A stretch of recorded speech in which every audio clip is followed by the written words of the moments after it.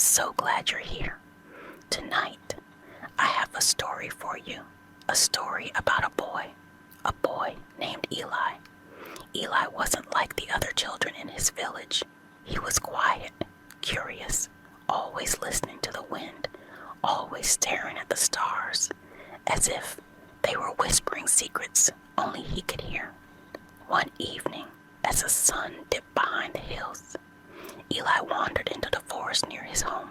He followed a strange, flickering light, soft and golden like a firefly, but warmer, gentler. It led him to an ancient tree, its trunk wide and twisted, its roots buried deep in the earth, and carved into its bark was a symbol, a glowing symbol.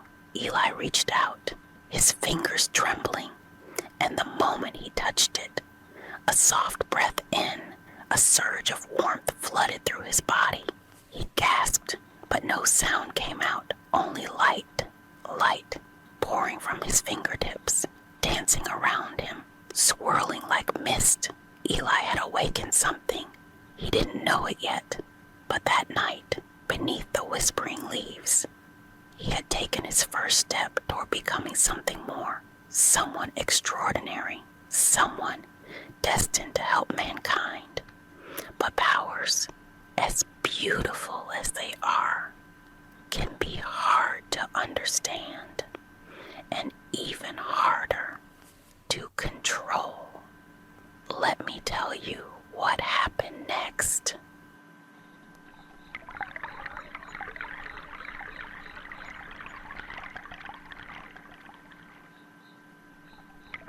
Are you ready to hear more? Good. Let's slip back into the story after that night. Eli changed. He tried to act normal, but the energy inside him, it hummed, it pulsed, like a heartbeat he couldn't ignore. In the days that followed, Eli started to notice things. When he got too excited, the wind would pick up around him. When he got scared, the shadows would move. And once, when a wild dog growled at him from the edge of the woods, his eyes flashed and the ground cracked beneath his feet. He ran home, terrified, but not of the dog, of himself. That night, he sat on his bed, his hands glowing faintly in the dark. He whispered to the air, "I didn't ask for this." And the air answered. A single feather floated down from the ceiling, light as a whisper. Then a voice, not from the room, but from within, spoke. "You were chosen, Eli, to protect, to heal, to carry the light where there is none." Eli didn't understand, but deep down he knew a great task awaited him. But first, he would be tested. The next morning, the village woke to cries, smoke, panic. A fire had broken out in the lower valley. Eli stood frozen at the edge of the trees, watching the flames dance like angry spirits. He felt the fear, the helplessness of the people. But then, he took a deep breath and stepped forward. One step, 2, 3. The fire began to bend around him, away from the children, away from the homes. The villagers stared in silence as the flames died, and the wind carried the smoke into the hills. Eli collapsed, exhausted, but safe. And that night, as he slept, his dreams whispered, "This is only the beginning."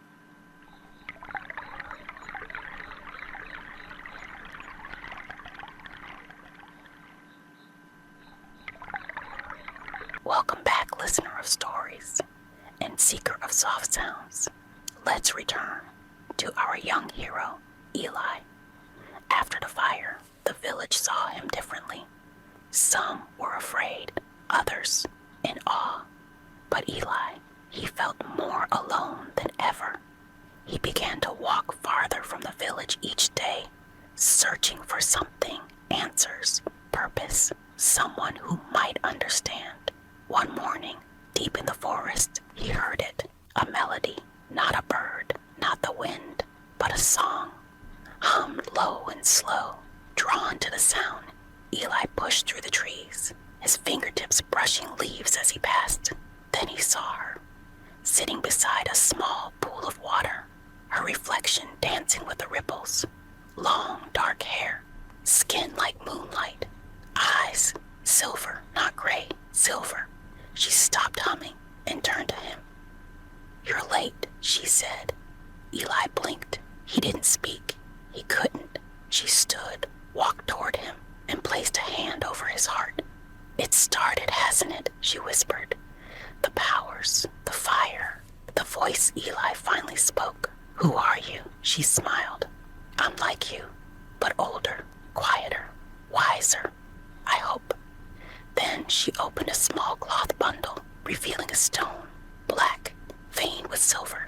It pulsed when Eli looked at it. "This," she said, "is a focus. It will help you control the chaos."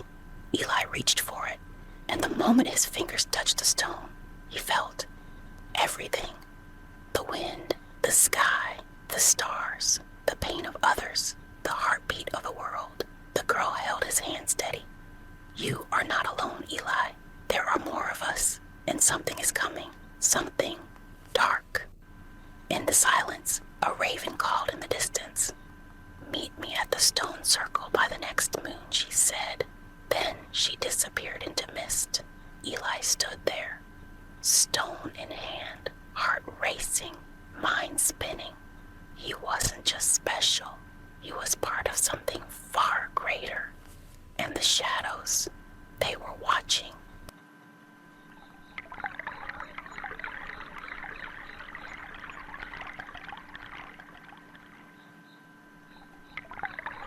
Welcome back, my curious friend. Tonight, the story quickens. Eli arrived at the stone circle just before twilight. The sky was bruised with streaks of violet and gold, the wind sharp with the scent of rain. 12 stones stood in a ring, each taller than him, each carved with ancient markings, glowing faintly, pulsing like breath. He stepped into the center. Thump! The moment his foot crossed the line, the wind stilled. Even the birds went silent. Then, a crack, not in the ground, but in the air. The girl appeared again, only now her eyes shone brighter, her hair whipped behind her, as if pulled by a storm only she could feel. "You made it," she said, her voice steady. "But the stones require proof." Eli tensed. Proof of what? Suddenly, the stones began to hum, low, vibrating, a deep sound that rattled in his bones. One by one, the stones lifted, rising from the ground, circling above him. They spun faster and faster. "Focus," the girl shouted. "Use the stone. Center your energy." Eli gripped the black stone in his palm. It burned, but he held on. His breath quickened. His eyes closed. He pictured light, peace, the voice in the wind, the fire that bent for him, the fear and the strength beneath it. A glow burst from his chest, soft at first, then blinding. The stone stopped, froze mid-air, then slowly, gently, they lowered themselves back into place. Silence fell. The girl smiled. "You're ready now." But before Eli could speak, a new sound pierced the air, a howl, not of any creature he knew. Dark, hollow, hungry. The sky darkened. Shadows slipped through the trees. Shapes moving unnaturally, faster than they should.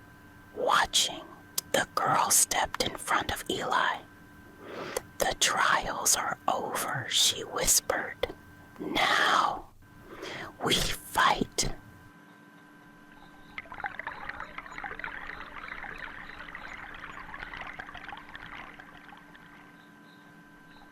Welcome back to the final chapter of Eli's journey. You've come so far with him. And now the time has come. Let's breathe together and listen. After the stone circle, the darkness came, not just in the skies, but in the hearts of people. Fear spread like frost. Eli and the silver-eyed girl, her name was Lyra, they watched from the hills as the shadows crept toward the village. But Eli, he wasn't afraid, not anymore. He sat beneath the ancient tree, the same one where it all began. Roots curled around him like arms, the stone in his hand. Still, he could feel it, not just the power inside him, but the fear of the people, their sadness, their hope. It all pulsed through him. Lyra knelt beside him. "Are you ready?" He opened his eyes. Yes. They walked down the hill together, the night air cool and quiet, and waiting for them.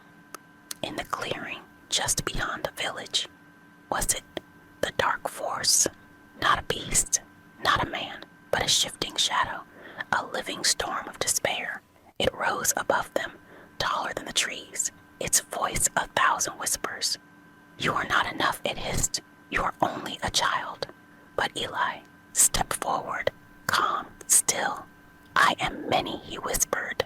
"I carry the hopes of all." He raised his hand, and light poured from his chest. Not blinding, not burning, but warm, like the sun through closed eyelids. The darkness roared, but the light did not fight it. It embraced it, and in that warmth, the storm stilled. The shadow paused, and then it broke, like glass in slow motion. Pieces of it drifted away like ash on the wind. Eli stood silent, his hands open, breathing slow, steady. The light faded, but it did not leave him. It rested within. Lyra stepped forward, placing a hand on his shoulder. "You've done it," she said, "not by destroying, but by healing." The villagers came out slowly, eyes wide, and in that moment, beneath the moonlight and stars, they understood. He wasn't just a boy. He was their guardian, their light in the dark. Eli smiled, and far above, the stars whispered once more, "Thank you for listening. Let the light within you guide you to gentle dreams tonight.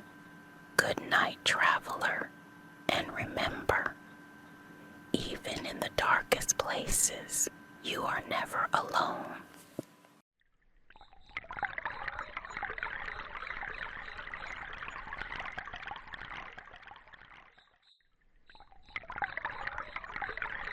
Shh!